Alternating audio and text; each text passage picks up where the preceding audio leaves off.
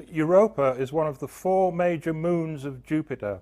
It's about the same size as our own moon, but it looks very different. It's got a smooth, bright, white surface covered in these dark cracks and red patches. The reason for that, and what makes Europa so incredibly interesting, is that it's thought to be engulfed by a global ocean under a thick crust of ice. In fact, it's got twice as much ocean as planet Earth. If we have a salty ocean in contact with a rocky core and energy from a variety of sources, as we just heard from Mary, we have many of the ingredients thought to be necessary for life.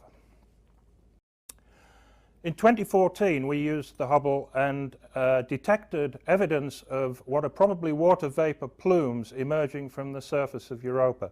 That's important because it could be giving us access to subsurface liquid water without having to drill through miles of ice. In 2016, the new observations that we're just publishing, we saw a similar candidate, almost identical in appearance and at the identical location to one of the 2014 candidates. It's very important in an intermittent phenomenon to establish repeatability. It gives us a lot more faith in the observation. The other thing it allows us to do, given the position of Europa, given the position of the candidate on Europa, is to look with more fidelity at that position and see what else we can find there. If we just look at a map of Europa, we don't see anything particularly remarkable at the exact location of the plume candidate shown by the green ellipse. But if we look back to the Galileo data, Galileo in the 1990s published a thermal image, and right at the peak of the thermal image, that's where the plume candidate is. This hot spot on the surface of Europa, on the Europa night side, was identified at the time as a thermal anomaly, and it's sitting right on top of the position of our plume candidate. It's really intriguing. It was quite astonishing, in fact, just to see the coincidence of the two. But it wasn't an accident that we looked for the thermal imaging. We did it by analogy with Enceladus, as we all know, as you know, and the other people here know. The plumes of Enceladus are associated with a heat source and its very distinctive signature. And so we looked to see if we could find thermal imaging of the surface of Europa. And we did. And the peak hottest point in the Europa night side was right where our plume candidate is.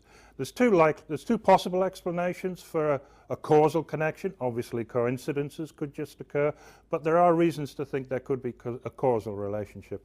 One possibility is if there's liquid water at a depth below the ice surface, and the liquid water is obviously warmer than the surface. The heat can flow up through the ice and cause a thermal anomaly, and cracks in the ice could give us the plumes.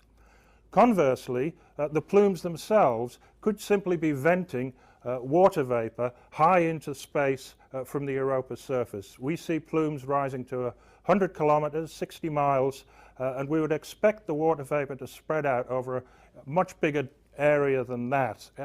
We're not at escape velocity, so it's got to come back down.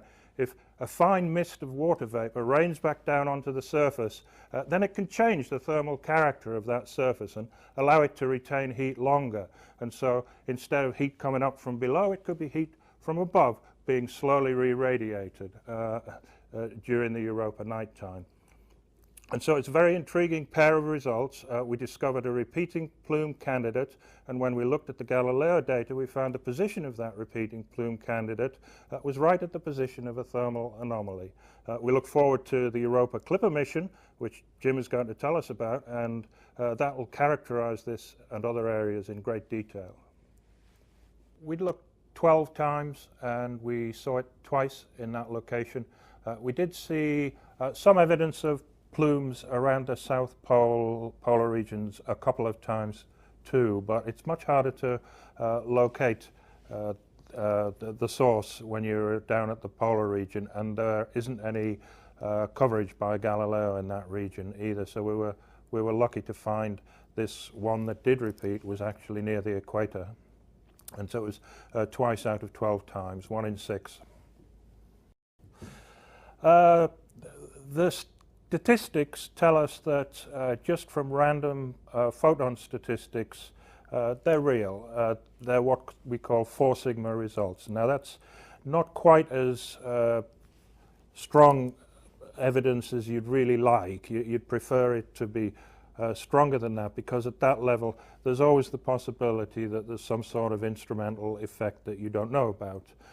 We've covered ourselves in terms of trying to understand what possible instrumental effects could have caused this, and every single one that we can think of does not appear to be capable of doing it. And so, for example, the two observations that I showed, although they look the same in the same position when we project them on the sky, when they were taken with the camera, the Hubble was in a completely different orientation for those two images, and so they're in completely different parts of the camera with the telescope rolled around at a completely different angle, and that eliminates a whole bunch of potential systematics that could cause it.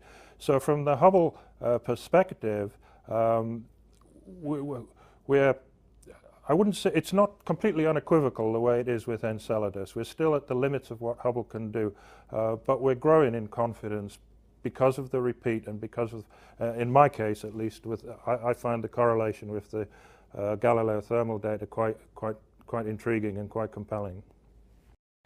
It's not completely unequivocal, but in my mind the pendulum has swung from caution to optimism. The evidence is growing. The fact that we saw a repeat at the exact same location, that's one of the gold standards for dealing with an intermittent phenomenon. It's not proof because we're right at the limit of what the Hubble can do. It's not completely unequivocal the way it is on Enceladus. So on Enceladus you've got movies of the plumes, and you've got wonderful maps and temperature maps and mass spectrometer measurements of the composition, and we've got a little smudge next to an image from the Hubble, and you know, it's a fantastic image, and but it's right at the limit of what the Hubble can do. The fact that we've got a repeat tells you that in a formal statistical sense it can't happen by chance, so we have to look for systematic effects that might cause it. We don't know of any, which is why some of us are leaning towards thinking that this means they're real. And then the secondary information with the thermal imaging, since I went to look for the thermal imaging, that gives you some additional statistical evidence that in fact they're real. It doesn't prove it because, you know, unfortunate coincidences can happen in the world. In terms of the location, the original detection by the Roth team was around the South Polar region. These are the dissociation products of water at high altitude down around the South Pole. And in our transit observations, where we were looking for absorbing material around Europa, we did see a couple of features in that area, but it's harder to localize things around the poles. This particular one was well localized. It wasn't quite as high as the previous one, and that's the one that repeated, and so that's really quite interesting. I think the short answer is we don't know. There are suspicions that they're salts from the ocean, but it's not known what sort of salts, and that potentially there's a contribution from the Jovian magnetosphere of sulfur ions being implanted from Io, the next moon in, that's definitely got plumes. It's got sulfur volcanoes spraying sulfur into the whole environment. But the detailed composition of the cracks and the dark areas, it's an ongoing study of research. People are trying to find out. It's obviously a very interesting question, and it will be very nice to know the answer to that.